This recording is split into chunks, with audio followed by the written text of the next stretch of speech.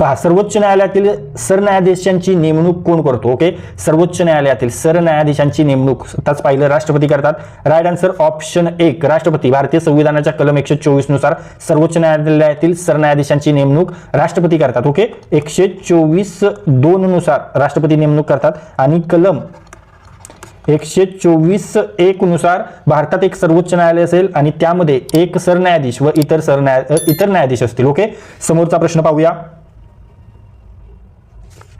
उच्च न्यायालयातील मुख्य न्यायाधीशांची नियुक्ती कोण करते? उच्च न्यायालयातील मुख्य न्यायाधीशांची नियुक्ती ते करतात राष्ट्रपतीच। राईट आन्सर आहे ऑप्शन 2 राष्ट्रपती। ओके, उच्च न्यायालयातील मुख्य न्यायाधीशांची नियुक्ती राष्ट्रपती करतात। कलम आहे 214 आणि यानुसार प्रत्येक राज्यासाठी एक उच्च न्यायालय असेल आणि नियुक्ती करताना राष्ट्रपती कोणाचा विचार करतात? भारताचे सरन्यायाधीश आणि संबंधित राज्याचे राज्यपाल। समोरचा प्रश्न पाहूया।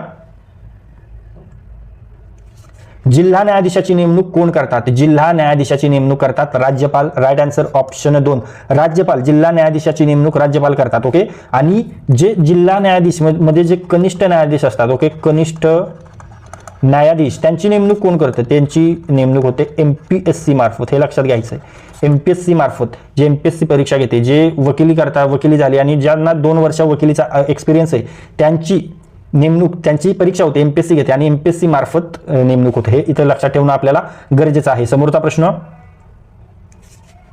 सर्वोच्च न्यायालयातील न्यायाधीशांच्या नेमणुका करण्याचे अधिकार कोणाचा आहे? सर्वोच्च न्यायालयातील न्यायाधीशांच्या नेमणुका करण्याचे अधिकार आताच पाहिलं राष्ट्रपतींना आहे। राईट आन्सर आहे ऑप्शन 1 राष्ट्रपती। सर्वोच्च न्यायालयातील सरन्यायाधीश व इतर न्यायाधीशांची नेमणूक राष्ट्रपती करतात। मात्र ही नेमणूक न्यायमंडळ म्हणजे जे कॉलेजियम असतं, तुम्हाला माहिती आहे कॉलेजियम, जी कॉलेजियम सिस्टीम आहे मित्रांनो, याच्या सल्ल्यानुसार केली जाते। ओके, आणि कॉलेजियम मध्ये कोण असतात? भारताचे सरन्यायाधीश असतात, सर्वोच्च न्यायालयातील वरिष्ठ न्यायाधीश असतात। ओके, हे इथं लक्षात ठेवणं गरजेचं आहे आणि संविधानातील कलम 124 नुसार ही प्रक्रिया आहे। ओके,